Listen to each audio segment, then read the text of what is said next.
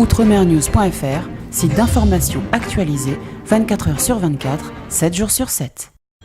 On l'a senti en fait qu'il y avait un soutien qui était fondamental et c'est parce que vous étiez là, je sais que certains d'entre vous n'avaient pas vu l'association depuis très longtemps et sont revenus en souvenir effectivement déjà de cette marche de 1998 et effectivement des différentes commémorations. Alors c'est une grande victoire et qui n'a pas été simple. Nous on était à l'intérieur, on sort de là quand même un peu secoué.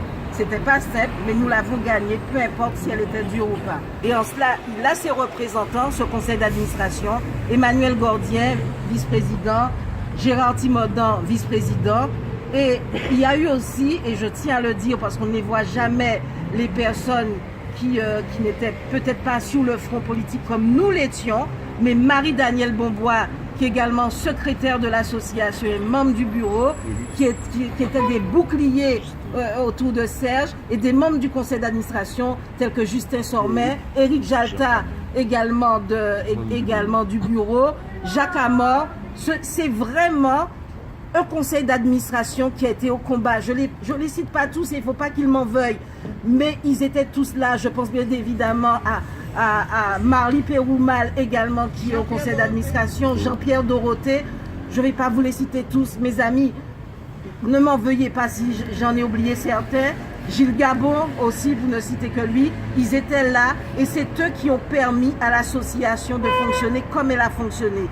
Et ça vraiment, il faut les remercier.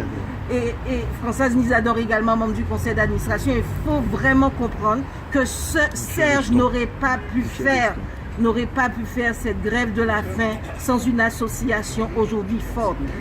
Ça a été très personnalisé, bien évidemment, parce qu'on n'avait pas le choix. Mais n'oubliez pas que cette association aujourd'hui, Serge, il peut la quitter parce qu'il y a une relève. Il y a des gens qui ont été capables. Et nous, c'est très important de dire ça dans cette association. Les personnes ont démontré à quel point elles étaient en mesure de mener un combat politique aussi difficile. Et donc, même si Serge a été celui qui a porté le combat, qui l'a cristallisé, sachez que vous avez un conseil d'administration remarquable, vous avez un bureau remarquable, et que même si Serge n'est pas là, ça continuera. Et ça, vraiment, je tenais à le dire parce que ce sont des militants qui sont là. Et enfin, pour terminer un peu, je vais aller dans le sens de Gérard, on a une belle victoire. Mais si demain, on sort de là et on arrête, c'est vraiment, ce serait dommage. C'est une victoire, oui. On sait, comme je disais tout à l'heure, c'était au forceps, on les a contraints, c'était pas évident, mais il faut continuer. Parce que ce que ça nous a montré, et c'était la volonté de Serge quand il a choisi de faire la grève de la faim, parce bien sûr qu'il a réagi, à la violence. C'est parce qu'en fait, on ne savait pas comment dire les choses par rapport à M. Desplan. Mais son opposition a été violente.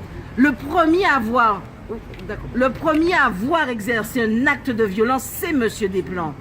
Et donc, à ça, Serge a réagi, effectivement, c'était une expression, effectivement, lui aussi, à la violence, il a réagi par un acte qui est violent que les sénateurs ont dénoncé.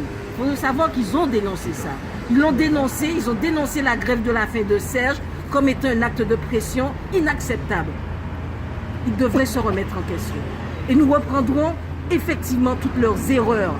Ce n'est pas, et moi je dirais que ce n'est pas admissible que depuis 20 ans, une association qui justement n'a pas été dans la violence, une association qui a joué le jeu de la République, une association qui a toujours, quand on lui a dit que c'était pas bon, a revu sa copie, on l'a tourné en bourrique pendant 20 ans.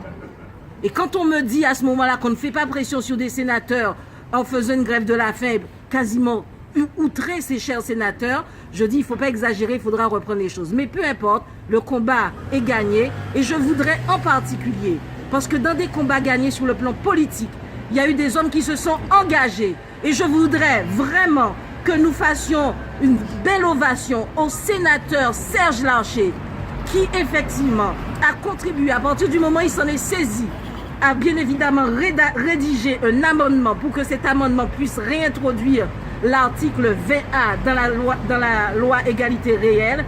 Et donc, il n'a eu cesse d'aller convaincre les uns et les autres.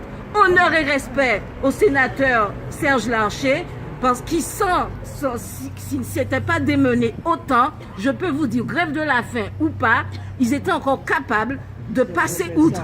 Et donc voilà, nous avons vraiment, il faut l'applaudir, nous avons eu un sénateur à la